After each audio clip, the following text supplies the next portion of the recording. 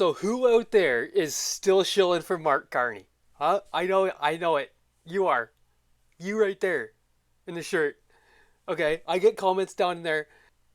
Some MP from Manitoba comes out and just obliterates Mark Carney. Guys, this is going to be a great show today. Come on in. This is Niagara Due North.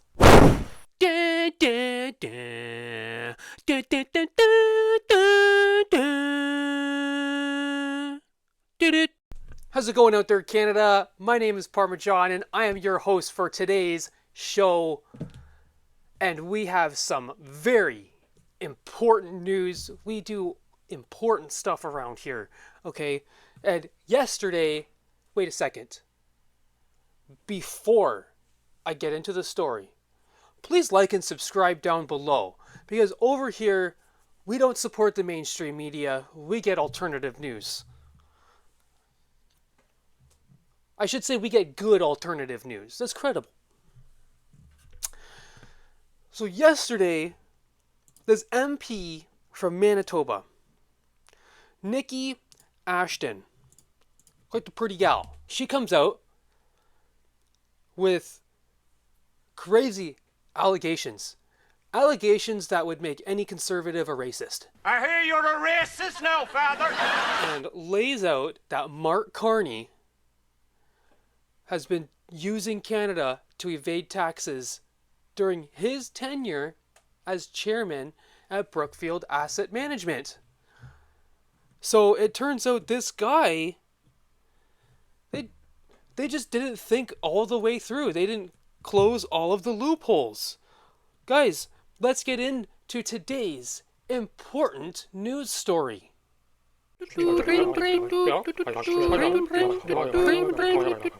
Alright guys, super important stuff here. Let's get into it. On us by the Trump administration, and our vulnerability to that attack didn't just happen.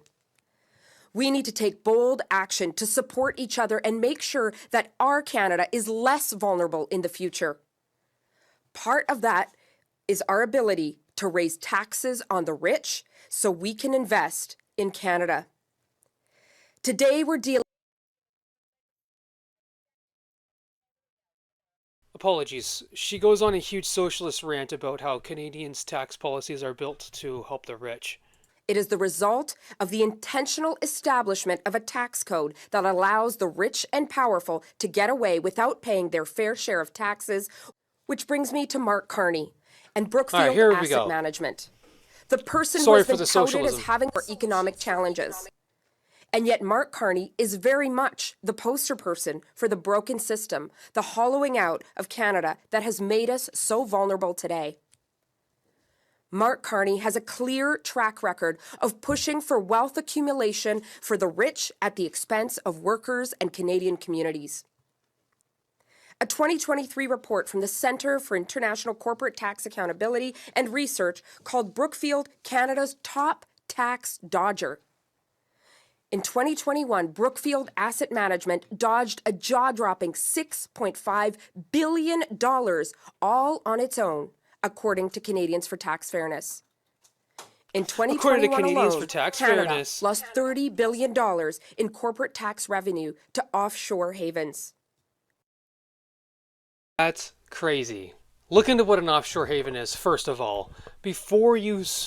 I'm not here to turn you into a communist, okay? Look up what an offshore haven is and look at what happens. Alright? Alright? But Mark Carney has some explaining to do no matter what. Okay? 20% of corporate tax dodges in 2021 happened from Brookfield. This means that 1 in 5 of all the tax dollars corporations diverted from the Canadian public came from Brookfield alone. This is obscene, and Canadians are paying the price. Today, we in the NDP are calling on Mark Carney to come clean about his role in Brookfield's exploitative practices. Did he help Brookfield dodge taxes? Canadians deserve to know. Ooh, yes. Okay. Why is this important news, guys? It's just a socialist rant about a rich guy. Okay, this is an NDP. If a conservative came out and said this, they'd be racist, okay, and misogynist and part of the, okay. That's awesome. He's going to have to answer that. That might be something that the news picks up, the mainstream news, you know, the people who aren't as good as Juno News, right? Now, that's significant, and Mark Carney's going to take a hit for that. I think they might swap a couple percentage points for that. But Mark Carney has been hanging out here for far too long, not cooperating with anybody. They're literally trying to just slip this guy into running the country. That is so serious. Okay? And these accusations are not minor. Apparently Jagmeet Singh isn't going to call for an election, even though this kind of an announcement makes it seem like the NDP is going for an announcement. I don't know. I hope the NDP is going rogue from Jagmeet. Although I don't think there's any hope for them. If this girl is here, I think there's a hope for them. I like her. I don't like socialist rants, though, about rich people. I mean, it's not their fault. Folks, next, what do I have for you today? Did you guys think you were getting away with only one very important, just one very important piece of news? Elizabeth May is so desperate, such a floundering leftist, that she is saying that the parties should start a coalition. Okay? Easy for you to say. Easy for you to say. When you got 2 seats in the freaking house. Okay? It's like the guy, the bum that comes over with $2 and wants everyone to pitch in on a gram. And then you just 7 people get in a car, go buy a gram of weed from across the town. You know what I'm talking about. All right, folks, I hope this is as funny as I think it is. In conversation with different levels of insiders within the Liberal Party, the New Democratic Party, we've talked to colleagues in Parliament.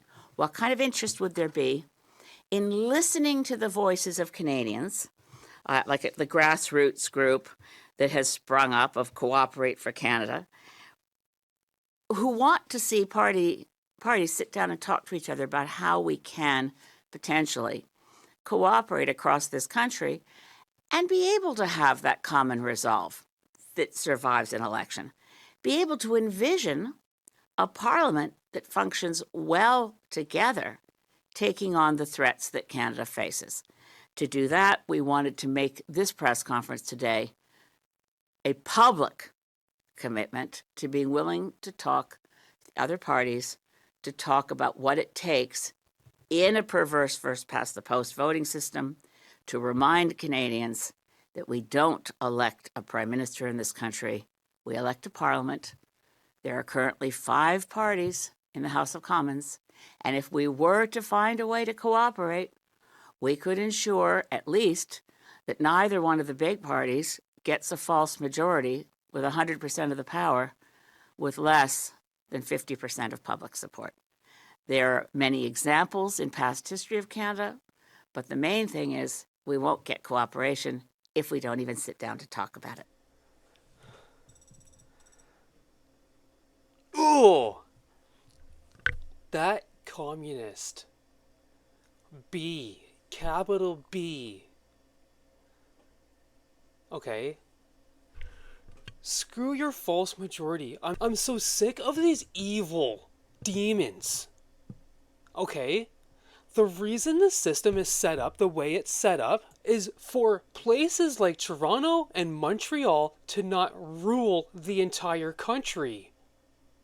That's the reason first past the post is in play. That's the reason why seat counts matter and not population. I hate Toronto and I hate Montreal. I want nothing to do with either of those places. They are demons. They are ruling this country and want it to burn to the ground. I don't like them. They don't speak for me. That's why I have my own representative. That's why Alberta has their own representative. I was expecting a coalition speech. She's talking about bringing the parties together and reforming the election to get rid of first past the post so that the population majority is what is final. That's what these people want. Because all you need in Canada for a population majority is freaking Toronto and Montreal.